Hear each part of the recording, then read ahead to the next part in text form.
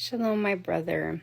So, to answer your question, it is not that day or any day that falls on the Gregorian calendar.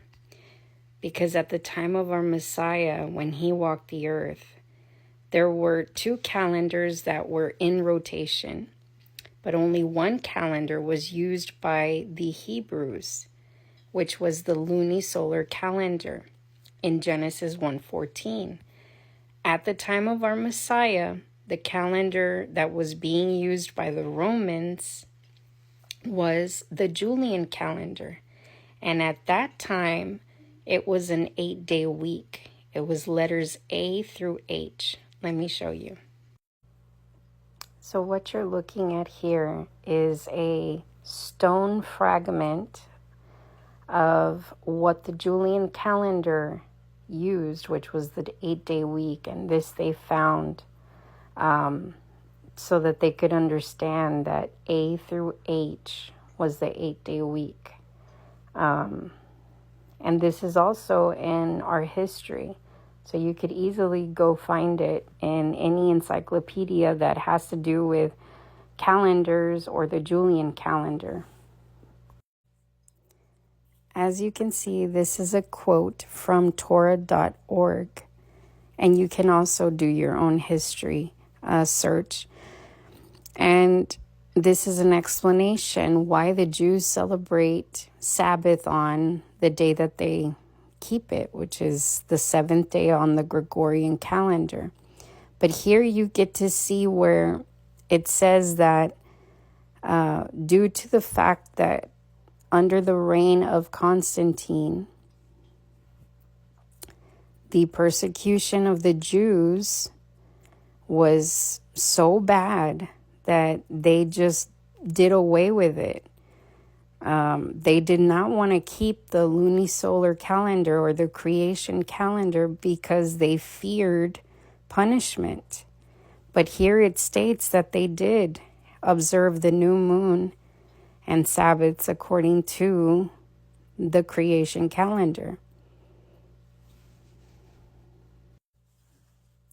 And as far as the days of the week, a simple search on Wikipedia or any encyclopedia will tell you where our days of the week came from. And they come from the origin of Greek and Roman deities, and also from the worship of the planets. So they were named after the planets.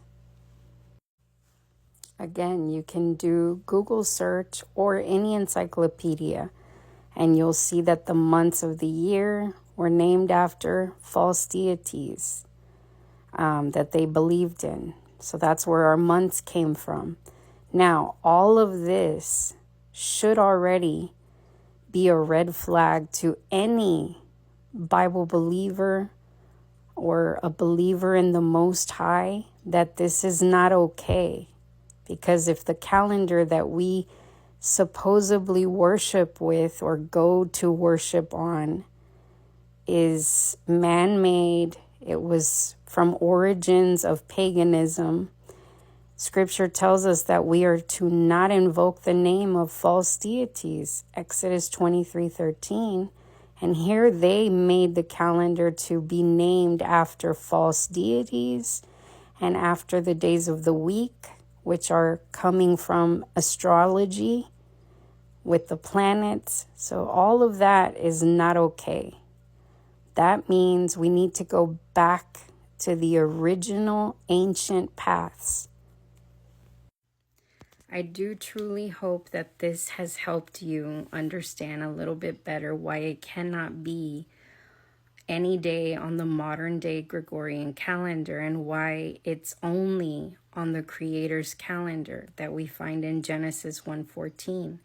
So in order for you to understand why, I have a Bible study that I can email you if you're interested.